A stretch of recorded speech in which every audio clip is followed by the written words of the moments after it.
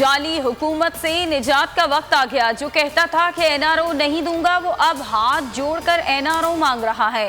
आज तो कदम कदम पर जलसा होगा। मरियम नवाज का लाहौर रैली के दौरान सिंगाई ब्रिज पर कारकुनान से खिताब। डंडा बरदार और घुड़सवार कारकुनान पुरजोश। इचरा में पुलिस ने इस्तकबाली कैंप उखाड़ दिया। एमपीए राबिया फारूकी से तकरार। मरियम नवाज दाता दरबार पर भी हाजिरी देंगी। हालात चाहे जैसे भी हों, पीडीएम को फायदा नहीं मिलेगा। आगे बंद गड़ा है। सारे सियासी चौधरी मर जाएं तो भी वजारत उज़्मा के लिए फजल रहमान का कुर्रा नहीं निकलेगा। 13 दिसंबर के बाद इमरान खान के लिए खुशखबरियां होंगी। ऑपोजिशन के इस्तीफों से असम्बली और इमरान खान को कोई नुकसान नहीं होना। शेख रशीद की प्रेस कॉन्फ्रेंस। कहा आर हुआ नापार। ऑपोजिशन बीच मंझधार में आ गई। मीर का शेर भी पढ़ दिया।